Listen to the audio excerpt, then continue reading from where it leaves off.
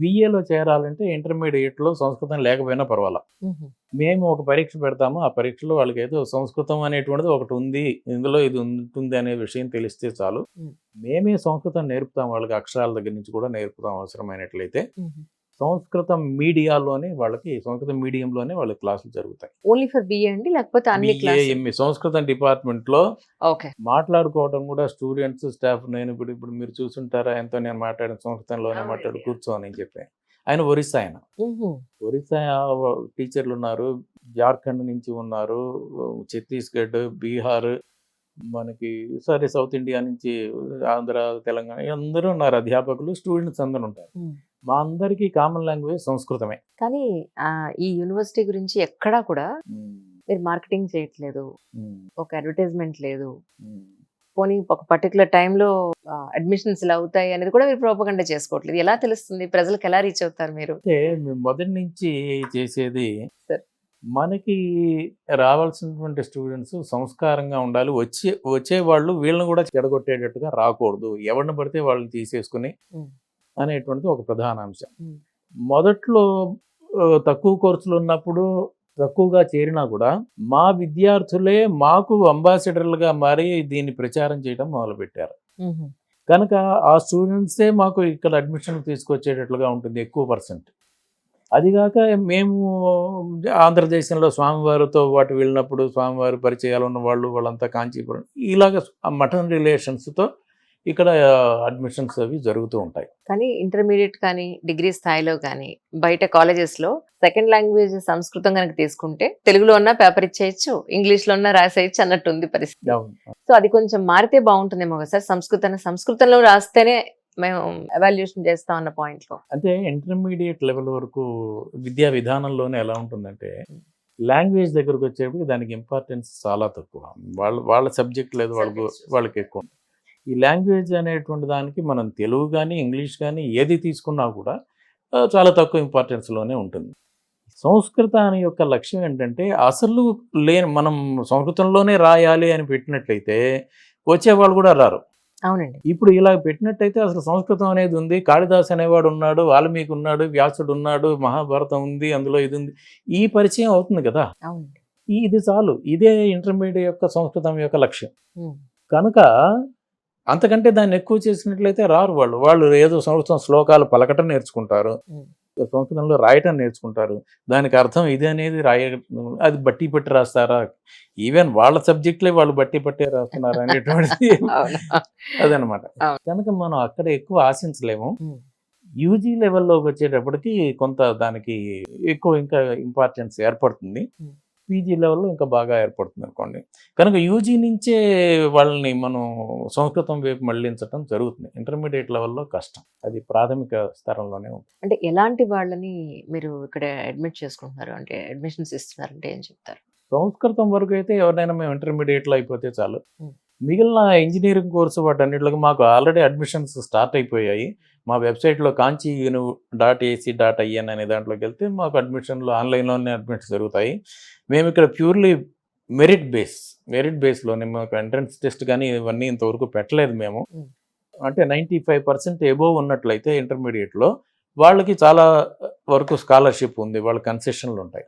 అలాగా 90కి ఉంది, 85కి ఉంది, 80కి ఉంది. అవన్నీ మా వెబ్సైట్లో దాని వివరాలన్నీ అందులో ఉంటాయి, వాళ్ళు చూసి పెట్టుకోవచ్చు. మెరిట్ బేస్ మీదే అన్ని కోర్సులకి వాళ్ళు ఆడవాళ్ళైనా మగవాళ్ళైనా ఎవరికైనా దాని మీద జరుగుతుంది. దాని ప్రకారం ఇప్పుడు అప్లై చేసుకోవచ్చు. ఇప్పుడు సెకండ్ ఇయర్ రాకపోయినా ఫస్ట్ ఇయర్ మార్కులను బేస్ చేసుకుని వాళ్ళు అప్లై చేసుకోవచ్చు. సెకండ్ ఇయర్ వచ్చాక అప్పుడు దాని నిర్ణయం జరుగుతుంది. అంటే ఒక ఏదైనా కమ్యూనిటీ రూల్స్ అండ్ రెగ్యులేషన్స్ ఏమైనా ఉన్నాయండి? ఎనీబడీ కెన్ అప్లై అంటారు? మాకు ముస్లిమ్స్ ఉన్నారు మా దగ్గర. మీరు చూస్తే తెలుసు ముస్లిమ్స్ మాకు కాంచీపురంలో అంతే ఆడపిల్లలు ఉన్నారు, అందరు ఉన్నారు. నో కమ్యూనిటీ బార్, ఎవరైనా రావచ్చు. అంటే ఇందాక మీరు ఫుడ్ ఒకటి ఫ్రీ అన్నారు. ఫుడ్ సంస్కృతం వాళ్ళకి free. So apart from this మిగతా వాళ్ళందరూ కూడా పే చేసి చేయాలి. శాకాహార భోజనం మాత్రమే ఉంటుంది, మాంసాహారం లేదు. సో అడ్మిషన్స్ జనరల్గా ఎప్పుడు జరుగుతున్నాయి సార్? అది మొదలైపోయింది ఆల్రెడీ. ఇప్పుడు మొదలైంది. ఎప్పటి వరకు ఉంటుందండి? ఇప్పుడు వాళ్ళు జూన్ దాకా ఉంటుంది మ్యాక్సిమం. ఓకే. అంటే మాకు సీట్లు అయిపోతే క్లోజ్ అయిపోతుంది.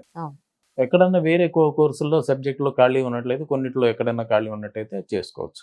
టోటల్ ఈ ప్రిమిసెస్ ఏరియా అంతా ఎంత ఉంటుంది సార్? 50 ఎకరాల దాకా ఉంది ఇంచుమించు. ఇక్కడున్న ఫెసిలిటీస్ అంటే స్టూడెంట్స్‌కి ఇచ్చే ఫెసిలిటీస్ అంటే ఏం చెప్తారు? ఫెసిలిటీస్ అంటే జిమ్ మంచి అత్యాధునికమైన వరల్డ్ క్లాస్ జిమ్ ఒకటుంది. హుహు. స్పోర్ట్స్ ఫెసిలిటీస్ ఉంది. గ్రౌండ్ అవన్నీ ఉన్నాయి. హుహు. తర్వాత వైఫై ఉంది. ఫుల్ క్యాంపస్ ఫుల్ వైఫై ఉంది. హుహు. లైబ్రరీ ఉంది. మంచి లైబ్రరీ ఉంది. యోగాకి సంబంధించి మేము ఇస్తూ ఉంటాము. ట్రెడిషన్ ఫాలో అవ్వటానికి చేస్తూ ఉంటాం ఎంతైనా. హ్మ్. ఇంకొకటి ముఖ్యంగా ఏంటంటే వీళ్ళు కెమిస్ట్రీ వాళ్ళకి ఇష్టమైనట్లయితే ఇంజినీరింగ్ దాంట్లోకి వెళ్ళి ఏదైనా నేర్చుకోవచ్చు. హ్మ్. అంటే ఇంటర్‌డిస్ ఒక దాంట్లో నుంచి ఇంకో దాంట్లో నుంచి సంస్కృతం వాళ్ళే వెళ్ళి మేము కంప్యూటర్స్ నేర్చుకుంటాం. ఓకే. అలౌడ్. అలాగా అంటే మా ఉద్దేశ్యం ఇవన్నీ కలవాలనేటువంటి ఒక ఉద్దేశ్యమే. కనుక వేరే వాళ్ళు వచ్చి మాకు ఏదైనా భగవద్గీత చెప్పండి. రైట్ మేము అవి కూడా చెప్తూ ఉంటాం. హ్మ్.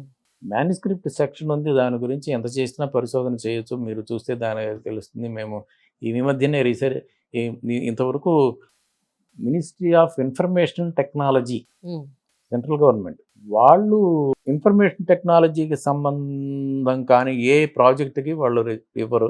అవును. మేము ఫస్ట్ టైము మాన్యుస్క్రిప్ట్‌కి వాళ్ళ దగ్గర నుంచి ప్రాజెక్ట్ ఫండ్ తీసుకొని 2,00,00,000 రూపాయలు తాళపత్రం దాని గురించా? తాళపత్రాల గురించి. సో వాటికి సంబంధించిన కోర్స్ కూడా ఇక్కడ మీరు స్టార్ట్ చేశారు. వాళ్ళకి కూడా మాన్యుస్క్రిప్టాలజీ అనేటువంటిది ఒక కోర్స్ ఉంది. హుహు. ఇక్కడ రేర్‌గా తమిళనాడులో హ్మ్. తమిళ భాషకి ఉండేటువంటి అక్షరాలు చాలా తక్కువ. అవునండి.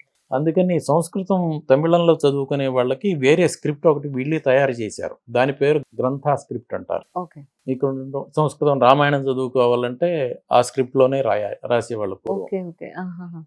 అలాగుండేది. సో, ఆ స్క్రిప్ట్ ఇప్పుడు ప్రస్తుతం కనుమరుగైపోయింది. ఇప్పుడు ఎవరు దాన్ని చదివేవాళ్ళు లేరు. అది పాత స్క్రిప్ట్. మా దగ్గర ఉన్న మాన్యుస్క్రిప్ట్‌లన్నీ తాళపత్ర గ్రంథాలన్నీ ఆల్మోస్ట్ అందులో ఉన్నాయి. ఆ స్క్రిప్ట్‌లో ఉన్నాయి.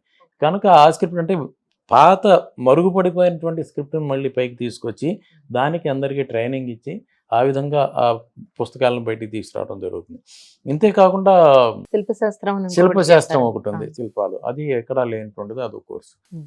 తర్వాత శిలాలేఖలు అంటే ఇన్స్క్రిప్షన్స్. హ్మ్. తమిళనాడులో ప్రతి గుడిలో చూస్తే మీకు ఎన్నో కనబడుతుంది. అవును. వీటన్నిటిని అందులో వివిధ రకాల లిపులు, వివిధ రకాల భాషలు ఉంటాయి. హ్మ్. మేము సంస్కృతం ఇన్స్క్రిప్షన్స్ మొత్తం దేశం మొత్తం మీద ఎక్కడున్నాయి సంస్కృతంలో ఉన్నవి. దీన్ని తీసుకొని దీన్ని ఇంగ్లీష్‌లోకి అనువాదం చేసి దాన్ని పబ్లిష్ చేసి పుస్తకాలు హ్మ్. మహాస్వామి వారి టైం నుంచి ఇప్పటికి 13 వాల్యూముల పుస్తకాలు తయారయ్యాయి. మైసూర్‌లో ఉన్నటువంటి archaeological survey of India ASC head office ఉంది. అక్కడి నుంచి మేము ఇది తీసుకొని అక్కడి నుంచి మేము పబ్లిష్ చేస్తూ ఉంటాం. ఈ విధంగా దానికి కూడా చేస్తున్నాం. హ్మ్. ఇలాగ రకరకాలుగా అంటే భారతీయానికి సంబంధించినటువంటి ఆగమ కోర్సులు చేస్తున్నాము.